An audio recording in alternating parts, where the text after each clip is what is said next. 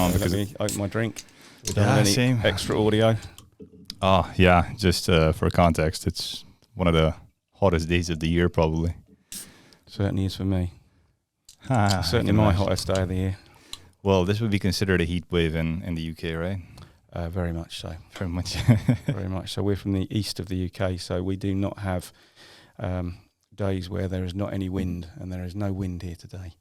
It's There's very, zero very wind. zero wind here. So this is what makes it hotter as well, I think. Probably, yeah. Thank you for joining me on the podcast. You're very welcome. It was a slight surprise, but these things happen quickly. So this time yesterday, I didn't know you. I'd never heard of you. Exactly. But today, here we are sat here. So, yeah, all is good. Yeah, we met last night, right, at Dogma. At Dogma, it's the only bar we go to in Reading. So That's good to know. I'll keep it in mind. It's usually where we hang out as well. Yeah. It plays the World Cup. It plays football. So this is why we always go there. Oh, yeah. So that's where you'll have the meeting later on as well, probably, right?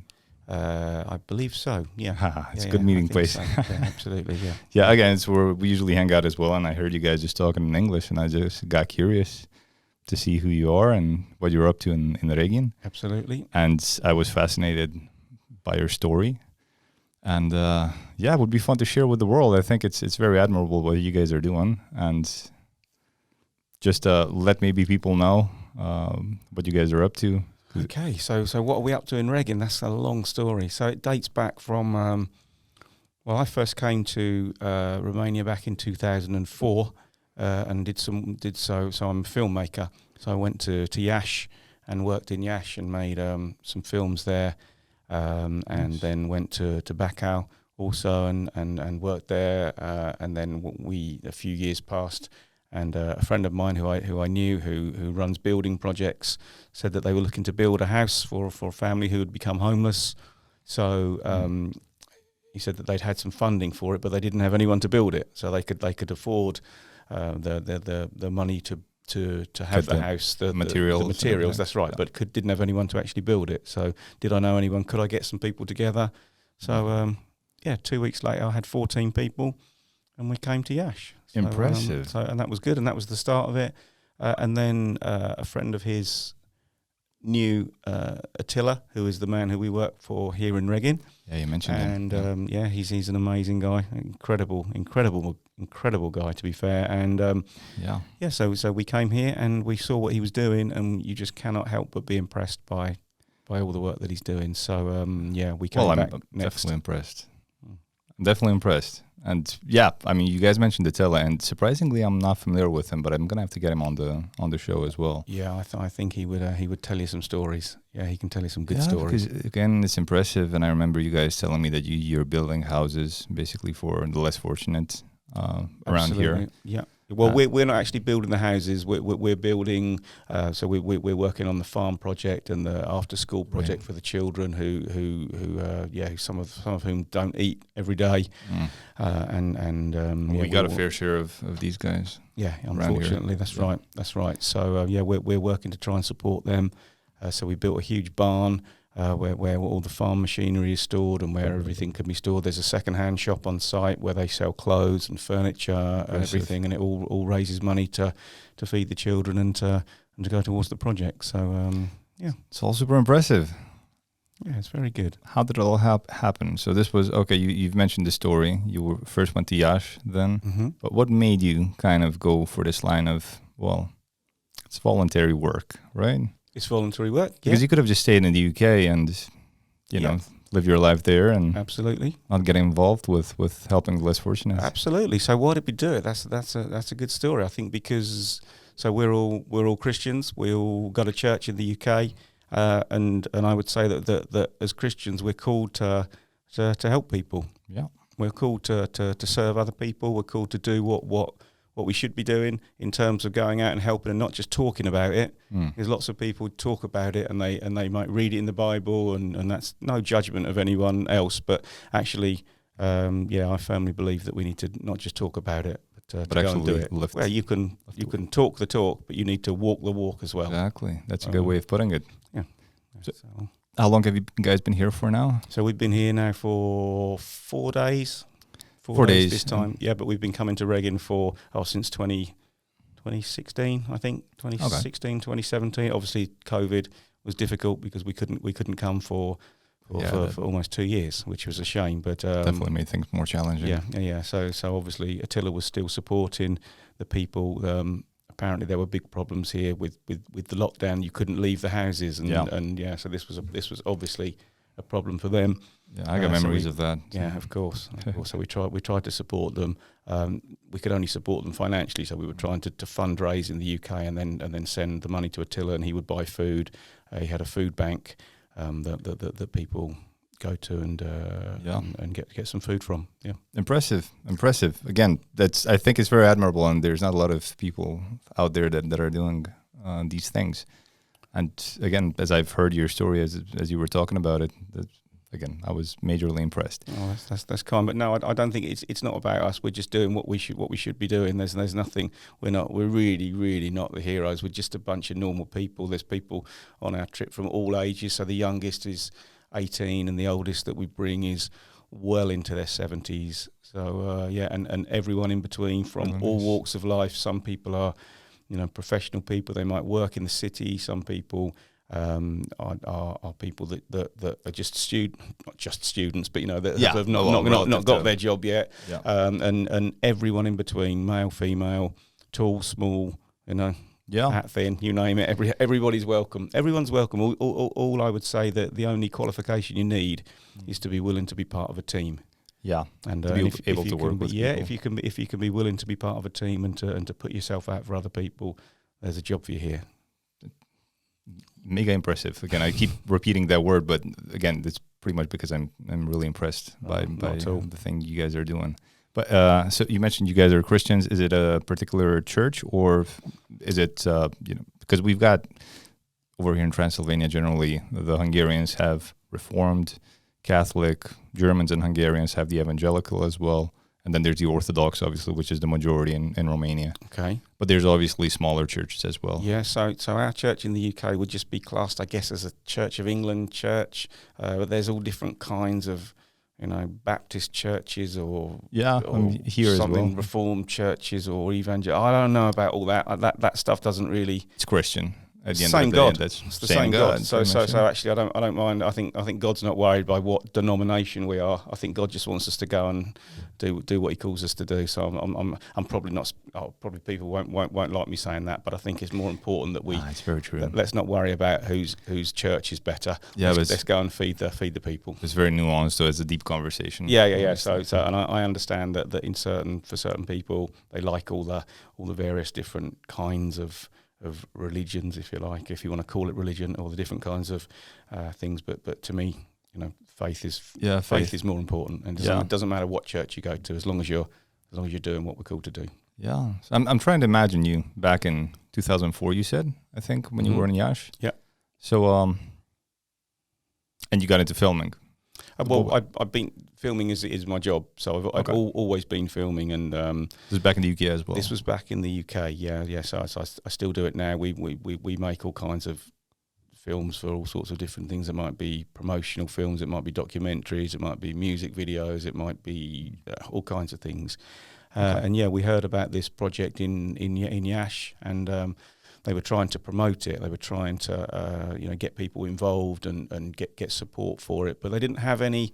They didn't have any kinds of promotional material. They just had some pictures of the children, really, which is fine. But we see, or certainly in the UK, we see pictures of children that are very unfortunate quite a lot. We see it a lot. So it actually doesn't tell you a great deal about that project. It didn't tell us anything about Yash. It didn't tell us anything really about Romania. Just pictures of children. They could have been pictures from anywhere, and not saying they are, but they could have been anywhere in the world, these children, but it turns out they were in Yash, and so my wife and myself just said, okay, well, we'll come and we'll make a film, and we'll try and like a short promotional film for your charity. That turned into a 45-minute documentary about the children of Yash, and it was cool. I remember it was called Forgetting. You're gonna have to watch it. Forgetting How to Dream is what it was called. It was it was very interesting. We'd never seen anything like it. That's the title. But, Yeah. We had a dream. We had never ever seen anything like it. I think what struck us most was that it was just 2.5 hours from the UK. It was so close. Well, yeah, by plane. By plane, of course. But so relatively close. It's within Europe, and it was quite shocking for us to see some of the conditions, and so it's quite a cultural shock then as well, just because it's Yeah, I think so. The Eastern, the first time that I'd been to Romania, I'd been to Poland. My wife's family come from Poland. She was born in the UK, but her family are Polish. So we'd been to Poland a number of times. So I'd been to Eastern Europe. Yeah, so I was familiar with that, but I'd never been to Romania, and had never seen some of the conditions that people were living in, and it was quite hard to take the first time. You can still see a lot of it. I mean, myself having grown up here, when we spoke about this yesterday as well, we have a different take on, I'm trying to put this in a politically correct way, right? Because we're talking mostly about Romas, right? Mm-hmm. Yeah. And we call them gypsies here, and that's normal because they call themselves gypsies. Yeah, absolutely. That's what they identify as, yeah. Yeah, and, we have different experiences with them. So, I grew up, I'm not going to say amongst them, but I've had negative experiences as well as positive experiences. But at the same time, we're working with them on the farm. So we're also very fortunate to have them around. Very fortunate to actually, be able to provide them with some form of work as well. Because I don't know if it's an educational thing from home, from the families, whether it's the parents not encouraging kids to go to school to get educated, or if it's because of their financial situation in the first place, or the parents themselves not having went to school, they just don't know how it works. They have their own ways. It's a completely different culture within Eastern Europe, and it's not necessarily just Romania, obviously, because there are in Bulgaria, Slovakia, Hungary as well. So around this region, there's a lot of gypsies, and it's like they have their own language. Mm-hmm. I'm sure you're familiar with that as well. With their ways, traditions, they're very good at making music, so that's definitely one thing they're good at. And and they exist. They're here. It's like almost as if an entire nation would exist without a country in Eastern Europe. Yeah, and they're very spread out. So and I think for us in the UK, we have no equivalent because we don't really have many Roma that come to the UK. So for us, it's quite hard to explain to people at home because there's no equivalent. We can't say, it's like these people, because we don't have those kinds of people. There's just no equivalent in the UK. So we have to do. We just can't. We have to come here to see and understand it. So I'm not pretending to say that we understand the cultural differences, or the culture of Romania. You have to live in a country, obviously, to begin to understand its culture. Yeah. I've never lived here. I've just been you've experienced a lot. Just been very fortunate to visit. Romania is such a beautiful, beautiful country. That's and it's stunning. It's stunning. We occasionally go down to Sighiswara as well. It's beautiful. Just, it's like a fairy tale town. It reminds me of Game of Thrones. It's like King's Landing. Yeah, so it's a magical place. So castle with the tower up on the hill. Yeah, absolutely. But it seems to be a country of conflicting. There's both ends of the spectrum, if you like. So and it's fascinating. But I think I've been lucky enough to travel to a number of places across the world, and the one thing I would say is that people are people. Yeah, no matter where you go, it doesn't matter where you go. Children are children, and they respond to the same things in, let's say, Australia as they do in Iceland. You throw a ball for a child, they want to catch it, they want to play with you. You kick a football around, they want to do that. If you want to, talk to a child and say hello, what is your name? They want to say it to. It doesn't matter what country they're in. It doesn't matter what their culture is. So, I think especially in children, everybody's equal. I think we're all equal. We're all made equal. We all should be equal, and so I definitely agree. The gap between rich and poor is getting wider. Yeah, it's constantly. That's not good. Yeah, it's very messed up, and I don't know if there's a solution for that. Obviously, we're trying to have discussions about that, like what could be done, and there's an occasional reset as well from an economic perspective financial crisis kicks in, but that usually results in the rich getting richer and the poor getting even poorer. Absolutely. And there's more and more people in the world, so the population is growing, and it's never really the rich that are kind of, Absolutely, and we, we're here, we're working, we thoroughly enjoy coming here. We try and do our best, but we realise we're not trying to change the world. We don't think we can. Well, you actually are, because you're doing it like one action at a time. I suppose one step at a time. One person at a time. So it might be one child at a time, one adult. It doesn't matter who the person is, but you're definitely having a positive impact on their lives. This is it. I think it always. Sometimes we the team talk, and in the hotel in the evening, or on the plane, or when we're after we've had the week, at the end of the week. And one of the questions I often ask them is, I say, what would you write on your gravestone? What would you want to put on your gravestone? It's a deep question. And it's a really deep question, and it's perhaps too deep. This is why we leave it to the end of the trip, not the start, because it probably scares people. But it's a very, very interesting discussion. If you actually sit with some friends and you sit in a bar, you have a few drinks, and you talk about what you would write on your headstone. And it sounds very morbid, and I hope your viewers don't think that we're very morbid people. Not really. We're not. But it's an interesting question. Yeah. It's an interesting question, and if you can identify that, sometimes it can lead you to move forward in life and to look at things differently. And do you have an idea of what you would want being written in your grave? Yeah, people always ask this because I start the conversation. But yeah, exactly. I think all I would say is, here lies me. He did his bit. That's good enough for me. Yeah, he did his bit. That's a good way of putting it. I'm not going to, like I say, I'm not going to change the world. I'm not trying to change the world, but I do want to do my part. And I think if everyone in the world did their part, played their part, did their bit, the world would be a different place. So it's not that hard if we all do something. Be kind. Yeah, kind. Try and do the right thing. And everybody's like that. That's quite unfortunate. That's why it's always nice to run into guys like you. Well, because there's a lot of people out there that come do to not a bar. share If you come to a bar, you're always going to see English people, aren't you? So yeah, absolutely. Well, you guys were a fun crew last night, and I was already fairly inebriated. Just that I got the courage to walk up to you. No comment about that. There's no comment. Yeah, no, I was okay, but that always helps, with breaking the ice and everything. Of course. Well, I think we were shocked first of all because your English is amazing. Oh, so that's although lots of people's English in Romania is amazing. To be fair, that's true. The girl behind the bar. Yeah. I asked her in Romanian, can I have 5 beers, please? And she said, oh, no problem. I will bring it over in the most incredible English. Yeah. And I just said, oh, well, okay, we'll speak English then. So it's hard. And I think English. Of course, I'm generalising, but I think as English people, we're not great at languages. We're a little bit lazy about languages. Oh dear, I'm going to be in trouble now, aren't I? But not really. But I think also wherever we go in the world, people want to speak English to us. They want to practice their English. It's a global language, right? Yeah, absolutely. It's the global language. Yeah. But it does make some of us feel guilty because you think, oh, we should make more of an effort and.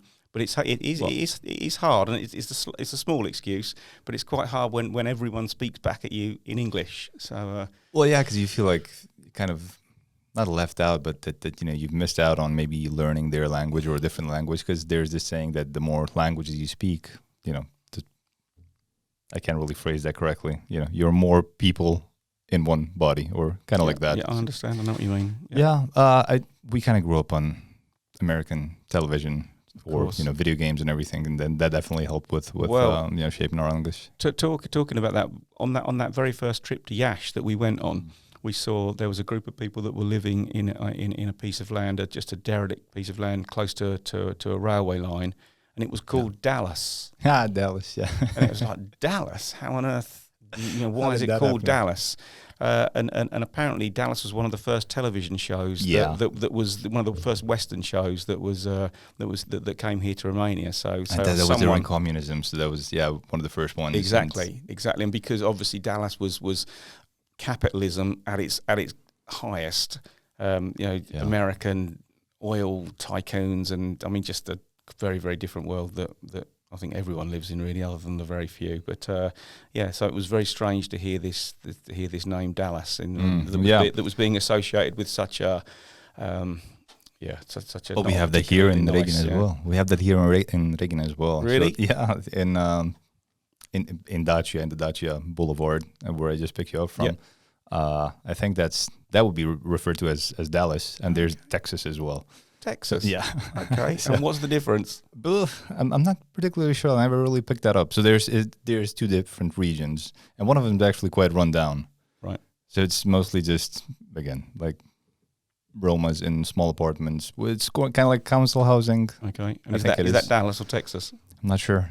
Oh, okay. I'm not sure. Like I'm one of those illiterate Bregan citizens that, is not really familiar with the local Okay. things like. We'll leave it at that. Yeah, we'll leave it at that. Yeah, I sure. just want to mention that this exists here as well. Good. So we're fascinated by it. And yeah, that's pretty much the way we pick up English. And that's why there's so many Romanians as well. Because myself as Hungarian, and I noticed this trend, whenever we're in Hungary, everything that goes on TV or the cinema as well, it's all in Hungarian. Everything's dubbed. Right. Whereas in Romania, whilst we were growing up, nothing was dubbed. It was only just subtitled in Romanian. Myself, as a child, not having been able to speak Romanian, I just had to rely on learning either of the two, either Romanian or English. And obviously, if you have to read, then you're going to pick up the language rather. So Okay, so here's a question for you. We notice in this part of Transylvania there are lots of Romanian flags outside houses. okay, Can you explain that? Because I've heard two versions of why that is. I'm curious to hear. Maybe I can back one of them up. Okay, so the first version I've heard is that it's just really nice because actually people in Romania, they're proud of their country, they're proud of the area, and actually That's they just true. want to celebrate Romania. Yeah, Okay, that's true. as well. I've also heard that it is a reminder to Hungarians Both are true. that Are true, yeah. this is Romania. Yeah, both are true. Both are true. Okay, so Yeah. that doesn't Well- help. Okay. Well, yeah, people are obviously proud of their country. So Eastern Europeans generally, and I'm generalizing as well, which I know is not okay.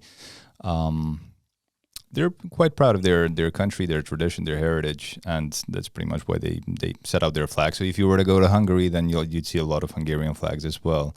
Whereas I know that in the UK now it's not really that much of a thing to fly the Union Jack. Yeah, see, in the UK, the Union Jack perhaps means something different to the St George's Cross, which is a different. So you have the Union Jack is the Union. So England, Ireland, Scotland. It's kind of like the EU flag here, right? So it would be a relative equivalent. Yeah. So whereas the St George's Cross, so the white with the red cross on is just England. Yeah, just England, that's not English. Scotland. So when England plays Scotland at football, you have the St George's Cross, but And then the Scottish flag. But again, Great Britain has the same Olympic team as Scotland. We join Scotland, we join Wales. That doesn't make any sense. We're either England or we're Great Britain. So it seems to be that the best team you can get for sport we'll take because sometimes we're not so good at sport. Nah, you're good. You've got traditions. We're Obviously. okay. And then you've had a lot of success in sports. Well, that reminds me, I was in England last year when England was playing Hungary. That was an experience. Should we move along from that? Because we're still not quite got over that. Yeah. That was full credit. I was Hungary up in were Nottingham. excellent. What a great team Hungary have got at the moment. I did not expect it. Well, yesterday they beat Lithuania, so Okay. I'm curious as to what they'll be doing. I'm not too big of a football guy, but Okay. I watch these games, when countries are playing against each other. And I was in a pub up in Nottingham, and Okay. and I was kind of keeping quiet about the fact that I'm actually Hungarian. Yeah. So Okay. Yeah. I guess it was a good idea that night. No, we were. Whenever very they poor. scored a goal, I was like, "Oh God!" So it's such a shame. I think it was the perfect storm that England were awful, but Hungary was so good. They thoroughly deserved it. So no, sometimes we have to. Thank you. No, but sometimes you have to just sit back and say, do you know what? The opposition were a lot better than you, and that's very, very true that night. And not everybody says that. So again, heads down. Oh no, you for have to. saying You that. can't. We're all passionate about our teams and our countries, I guess. But sometimes you just have to accept. But it's like a one-time being thing. beaten. But Who knows? for the previous maybe 50 years, they probably got their butts kicked so many times. I mean, Hungary has. So yeah, but that's the talking about football and sports. With regards to the flag, and maybe nowadays, whether it's the Union Jack or St. George's Cross, it may be sort of associated with the UK's history of, well, England's history of colonialism. Yeah, exactly. and And, these and settlers. that's why it doesn't sit. It doesn't sit I guess so. If people well would, with most people. if you put it up on your house, then you'd be deemed as a nationalist or something like that, or a I'm white not- supremacist. Nowadays, it's no, a thing. I'm not sure it would be that. I'm not sure people would think that far. Because obviously we've just had a coronation. The King definitely, Charles yeah. has just come, so that would be the Union. You know, the Union flag was flown for that. But I don't think many people. It certainly wasn't associated with colonialism. No, Yeah, it's more just the tradition of the royal family, I Yeah. think. And I'm a fan. You know, like Fan I used to of- live in England for 4 years, so Yeah. you know I can. you're a fan of Prince Charles and the royal family? I'm a fan of Prince Charles. Not sure about the royal family. I'm quite neutral about it. I know that there's this thing where people are against, the Brits are against the royal family in the sense that, you know, they're rich and they're living off taxpayer money, but they're also kind of representing a tradition, a rich history of what the UK has. Yeah. And a lot of people are going to England simply because of this, because it's you still have the monarchy. It's something so unusual. You know, people have only seen it on TV. You know, most people grew up either in a republic or, you know, different systems. I think as well in the UK we have, if you took everything that is associated with the monarchy away from London, there's not actually much reason to come to London to visit anything specific, because most of the Yeah. big, you know, Buckingham Palace, Westminster Abbey, St Paul's Cathedral Yeah. it's all based around the monarchy. So when people say that all they do is spend taxpayers' money, they bring billions of pounds into the UK in terms of tourism. So it's I think again it's generations. I think the younger generations are not so engaged with the royal family because they are quite different. You know, they lead completely different lives to we do. So But I think it was different in the 60s as well. You had the punk rock era, 80s was punk. the anarchy, or that was the 80s. 80s, yeah. Oh yeah, yeah. I went back to the hippies. That was in the US. Yeah, so my okay, bad. yeah. But yeah, anarchy, right? It was Anarchy all in about the that. UK. That was the Sex Pistols. Yeah, and they grew up, and you know, as you get older, maybe you tend to lean a bit more conservative, I suppose, and not everybody, obviously, but Yeah, I think You hear when you're young, conflicting well, when you're young, Yeah. you're sticking it to the man, aren't you? you want to take over the world. Of course you do. Of course you do. And then you figure out you probably can't do that. You can't take over the world, so you just kind of accept it a bit more. But Yeah, but no, just accept your place in the world. Well, and no, you're not going to be king. part of me is always going to be, pushing against the man a little bit. Really? Okay. Well, because the man is, we can't just sit back and take what we're told all the time. That's true. I agree with that though. But are you familiar with now King Charles's work in Transylvania? Well, yeah. Of course, again, talking of Sigoswara, when we go to Sigoswara, one of the restaurants there has a huge picture of King. Oh, everyone calls him Prince Charles still. Yeah, but, we're but, used to but, it. but So. King Charles, if we want to address him correctly. Yeah. So we're aware he has a farm close by. I think is that true? Yeah. Yes, it's in Zetia. So as you're driving out from Sighișoara towards Brașov, there's Saski's, and then you would turn right to Zetia, and he's got properties there, estates pretty much, and I think two other villages as well besides Zetia, and I think I mentioned this on the last podcast as well, so I apologize if anyone listening. I'm repeating myself. I think it's a Hungarian count, former count, but because he obviously lost his title, is taking care of his residences, and he's actually whenever he travels to Transylvania or Romania in general, he likes being normal. He enjoys being normal. Because people treat him normally, not as if he was royal. Yeah. He could be just going for a walk and, walking up against a farmer or something, and the farmer doesn't even recognize him and would just say, like, hey, how are you doing? Like, bună ziua. Yeah, absolutely. Okay, but that's and that's he was always into that. So he was always into that, that I'm aware of, because he's had his estates for a long time already. Yeah, apparently down so. here in Transylvania. There's the Netflix's depiction of The Crown. The Crown. Yeah, the series. Yeah. I watched it, and I was curious, but it's actually fairly good history lesson. Obviously, it's not accurate, and they got to make it a bit more dramatic for cinema, and so people get hooked. But they I think they depicted King Charles fairly correctly in the sense that he's leaning towards nature rather. So he never really wanted to be in London. He always wanted to be outside of it. And he had his estate. True. I forgot what it was called, but Highgrove. Highgrove, I think it is. But yeah, again, I'm no expert on it, but yeah. And he hangs out a lot in Transylvania. So. Yeah, that's good. Good luck to him. Good luck to him. It's a nice place, right? It certainly is. You guys share this passion. Yeah. And not just Transylvania, because you started off in Iași. I actually wanted to ask you this. How big of a contrast is there between, say, Iași, Bacău, and this region? So you're in Reghin now. Yep. And the outskirts, that's pretty much where you're doing your work as well. Have you been to other places in Transylvania as well? Not so much. No, only as I say, Sighiswara really, and Cluj. Of course, we fly into Cluj, but then we actually said this the other day. We fly into Cluj, but actually never really stayed in Cluj because we just come straight out and come to Reghin because we're here to work. So actually, we don't know much about Cluj. So it's somewhere I'd like to spend a bit more time. I recommend it. It's now the second biggest city I saw in Romania. It's overtaken Iași. I'm actually not sure. I saw this just a couple of weeks ago because I thought, that's interesting. If you ask someone from Cluj, they'll say it's the biggest city, but it's obviously not. Of course. So the Clujans are really proud people. Right. Yeah, good. And they have a good reason to be, in the sense that if you go to central Cluj, it's so nice there right now. It's there's everything's just clean and well maintained, and I'm not used to it myself, having grown up here and having been to Cluj several times, as a child as well.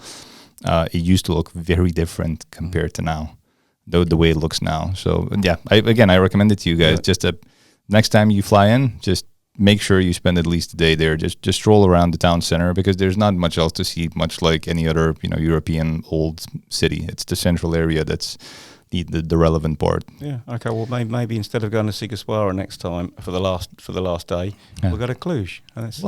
Very close to the airport. Very handy for the airport. Well, yeah, that's true. That's true.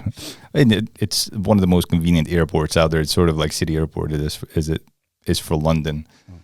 Just because you're like 5 minutes away from the airport. Not 5 minutes away, a bit of exaggeration, but 10 minutes away from the town center. Sure. If traffic's relatively decent. That's good. But yeah, just then your experience on the contrast between Iași and... just size. Size would be the big thing. Obviously Iași, and Bacău to a lesser degree. Just big cities, whereas Reghin is it's a small town. That's right. So the difference between a town and a city that you can drive through Reghin. You never really hit. Well, I've never really hit lots of traffic. It doesn't take long to get through the town. Oh, you're not a local. Clearly there's always traffic somewhere. We're so annoyed always. Yeah, but no, I think it's just the sheer scale of everything. What I did see the first time we went to Iași, I didn't see much investment in terms of infrastructure. Whereas the second and third times we came back, which was probably maybe 6-7 years later, there was huge investment. Post EU, once Romania had joined the EU, the money had come, and new the big shopping centre in Iași, and it was really impressive, and the roads had improved a lot, and you could see that there was investment. Yeah, like all of Romania. So that's not just Iași, but everything in Romania changed after it joined the EU. Of course, it can't be bad. And yet England goes and leaves it. Oh gosh. Yeah. Well, I don't know. Again, that's a very deep conversation. Yeah, that's a little bit too much for this podcast. I think Brexit. But just because it's it's the UK. You have extremely long history, and you're also proud as well. But we're talking here about Romania, which is it's on the periphery of Europe. Let's not talk about the UK. Let's focus on Romania. So not mention Brexit then, right? No, let's not mention Okay, Brexit. We'll leave it at that. Yeah. But yeah, Romania is, again, like, it was less developed. Obviously, it's easier to convince someone or a country that's less developed to stay in the EU than a country that's financing some of the EU. And obviously, even Romania benefited from financing from the UK as well. Sure. So that's pretty much the reason why you saw that change. And yeah, that's the size, because obviously it's not the best comparison in terms of difference in, say, culture, because I have this thing. It's not that I have this thing. This is a geographical situation. Iași would be considered the capital of Moldova or Moldavia, depends on how you pronounce it. Moldavia's got more of a Eastern influence, well, northeastern Russian influence. Hence, like in actual Moldavia, the country, pretty much all citizens speak Russian as well. On the eastern part of Romania, in what is also called Moldova, it's just a region, right? It's just a region of Moldova. I don't people not speak Russian, but they have a completely different accent, so it's you have different dialect. It's much like Scottish is with English, or Welsh with English. That's kind of what I wanted to touch on. Whether you noticed, there's Iași being in Moldova and then Reghin being in Transylvania, but no, we or Sighișoara, say Sighișoara. Yeah, no, for us, see, we don't see that. We don't notice any difference like that at all. Yeah, I think you'd have to be Romanian to be able to understand those sorts of differences. For us, it's no real difference. I wouldn't say we wouldn't notice it anyway. Okay, yeah, no, it's fair enough. But would you notice, other than accents, would you notice the difference culturally, the difference between England and Scotland, or England and Wales? Somewhat, I think so. How? What would be the I was going to refer to architecture, but a bit less. I mean, you have to be into architecture to actually notice those differences, because obviously the standards are relatively the same. Because it's one island at the end of the day, and churches are similar, buildings are similar. Even the houses are relatively similar. And unless you're in Edinburgh or Glasgow and you're comparing it to London, it's kind of difficult to tell. Yeah, London, I think London is a little bit on its own. It should be a different country, right? Yeah, kind of. Yeah, it kind of is. Yeah. So, I've done my fair share of traveling while I was living there. So this was central London at that point, and I was always annoyed whenever I wanted to go somewhere. I rented a car, drove to Winchester, or drove out all the way west to Land's End. Right. Wow. It took me at least 2 hours just to get out of town. Yeah, of course. So it's insane, and it's a different experience, and it wasn't. I've had amazing experiences as well, but overall, when I drew the line, I decided I'm just going to move back here. It's obviously a completely different lifestyle. Very much, yeah. But Reghin and London, I think they are. Yeah, but at the same time, the opposites. If I was, say, in Winchester or any other small town, it would have felt more like England, I think, rather than in London. There's not a lot of English in London. No, not so much. Yeah, I think that's true. Yeah, I think that's true. It's a very, very cosmopolitan. It is city, which I think is a good thing. I think it's well. Good You need that. You need that as well. Obviously, it is the capital, so it's inevitable. You're going to get the same thing in London, whether it's London, Berlin, Tokyo. Wherever you go in the world, you have this melting pot of cultures, languages, differences in people. It was interesting. I mean, I used to live just outside the city, but it took me like 10 minutes to get to the office. But as I walked out onto the high street, there was pretty much what felt like a bazaar in Turkey, but it wasn't Turkish. It was, I don't know, could have been from Bangladesh or Pakistani or something. And sometimes that was a positive thing because I always got access to good food. Always, yeah. But on one of these hot days in the summer, when fluids are kind of flowing down the street, nice smells in the air, you kind of feel like maybe it's not the right place for that. And it's a big nuance. Again, you have the city where you have skyscrapers, whether it's the Gherkin or any of the other ones that are world known or world renowned. Just a 5-minute walk away is a bazaar, and not just one. It's a long one, and that's London for you. Yeah, very much so. Yeah. It's known for those, obviously, the tourist attractions, but you don't have to go very far back behind the tourist attractions to see a very different London. Very different London. That's. But I think it's probably the same in any capital city. Where people go to the main areas, and then you start coming back, and it changes. Yeah, but you're living in Essex.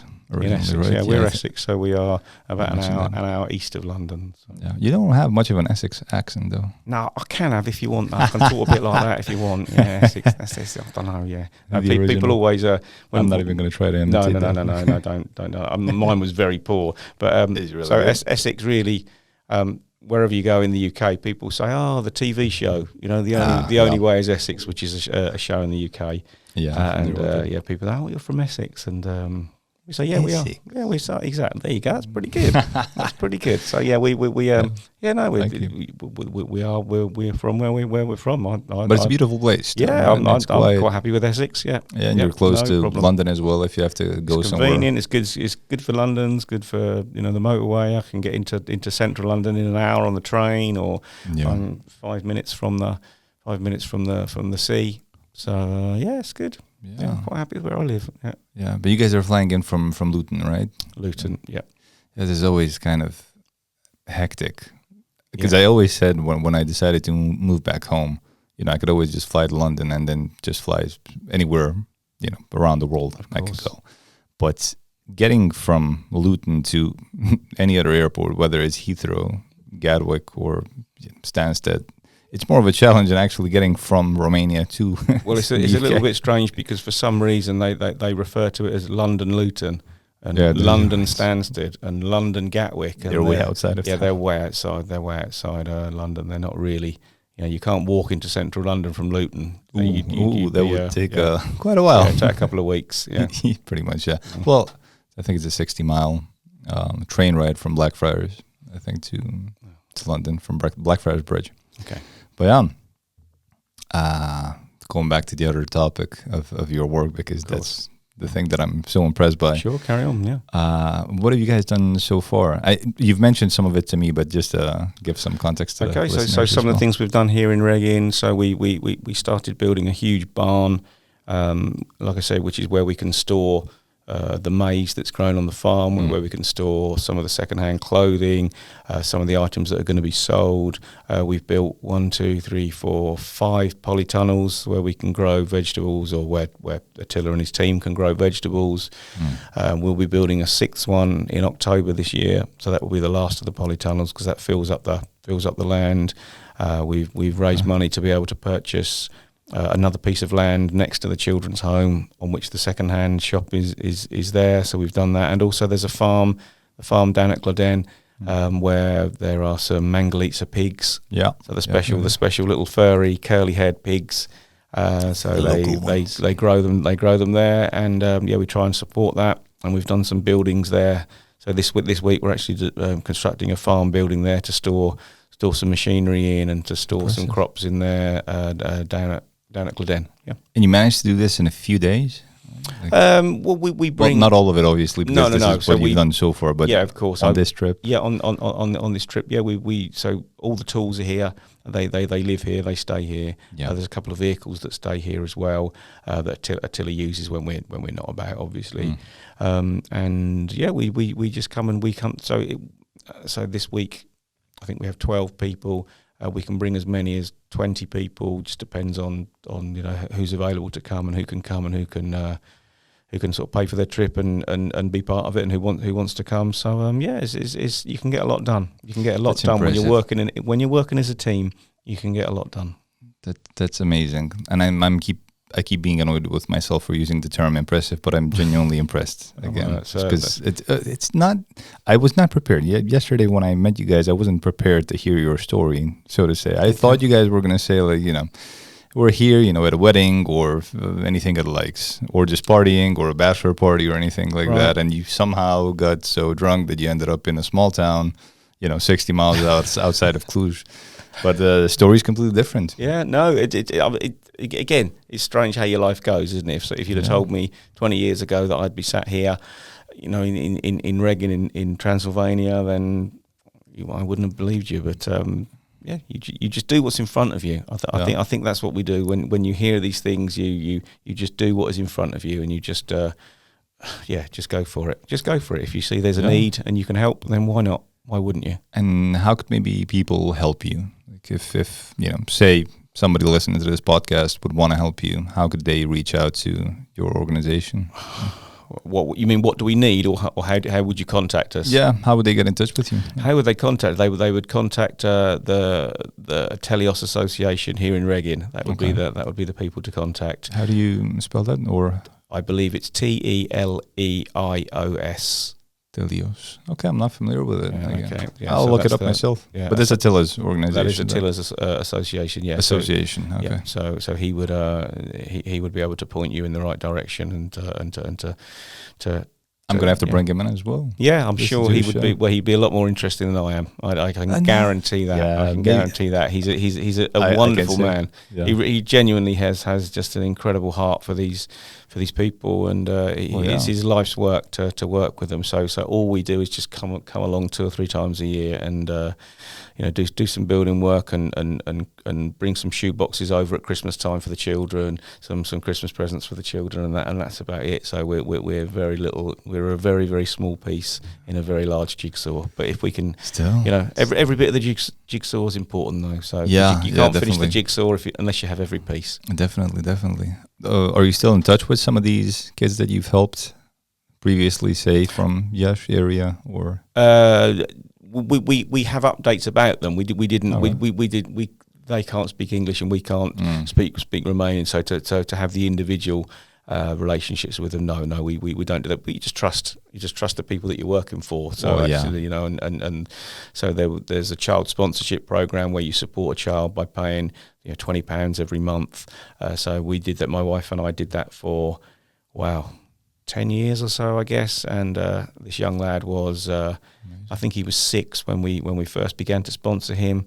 And 10 years later, I met him in Yash, which was just incredible. It was just such a privilege to see him. And he was about to go, and he was about to join the army.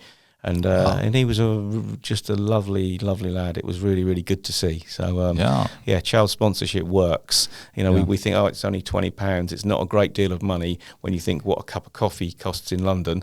True. £20 every month to support a child and to change the life of a child. You think, it's probably not going to make that much difference, but you're genuinely changing their lives, especially in one of these countries where the difference between exchange rates is exactly, and of course you can buy a lot more for the same amount of money over here. So it was amazing to see him, and I can imagine.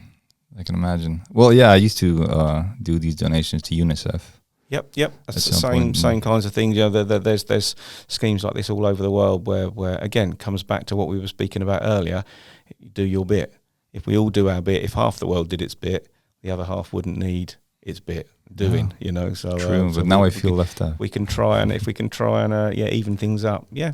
Now I feel left out in the sense that you've been doing these amazing things, and I haven't. I have to admit it. You can do them too, Nimrod. You can do them too. In our situation, it's a pure.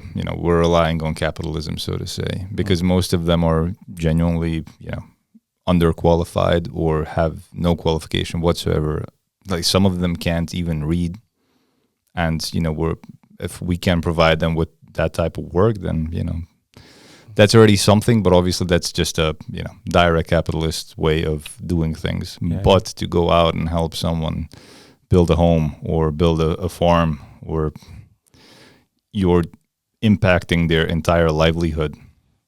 It's different. It's I think people it's different for different people. Some people have more time. Some people have more money. Some people have everyone has a combination of both. It's just a case of what you find is what you find works for you. What has an impact on your life. Coming here it's I guess it's good that we're coming and helping. But don't get me wrong, we get much from it too. What you get in terms of meeting the children, enjoying seeing them growing, seeing the difference is amazing. So we are just as blessed as they are. So you're feeding your soul. Right? Absolutely. Well. And it comes back to what you wanted to see on your gravestone, right? Absolutely. Well, you're not just building farm buildings; you're building people. So wow. Again, I don't want to use the term "I'm impressed" again because it's getting super repetitive. But that's pretty much what I'm going to go back to. The crew that you're with right now, how many of you are there? 12 of us. 12 of us, and then in October you said you'll be coming back with roughly 18. Yeah, I think there's 18 in October, something like that. So. Will you spend more time here then? No, a week again. Just a week. Always a week. It's always because it's usually a week, simply because. So in October we'll come during the English school holidays. So people who are working, who may be teachers, or they may be working in education in some way, they they can only come when it's school holidays. Yeah, that makes sense. That's a good time for people to come. Yeah, it would be fun to actually see some of the progress. I know we've got the TV up here. maybe we could show some photos to some of the listeners as well. And very working in the world that I work in. That's not a problem to provide you with all perfect, that. Perfect. And we'll get more of an idea. Maybe bring Attila in as well. We have several microphones as well, so we can have a lengthier discussion as well. I'm sure he'd enjoy that. Yeah, thank you for agreeing actually to come in and introduce yourself and what you guys are doing. And you did mention that it was going to be a short one because you have to meet the team and you guys are flying out. Well, we are. Yeah, is it tomorrow? No, day after. The day after tomorrow. We have a meeting tonight to discuss what we're doing tomorrow, and and I've got a podcast scheduled for tomorrow as well. That's why it was super convenient for you to agree to do this one. Very happy to, even though it's short. But we'll do the lengthier one in October. Sounds good. Great, Nick. Thank you again. No worries Cheers. at all. Goodbye, everyone.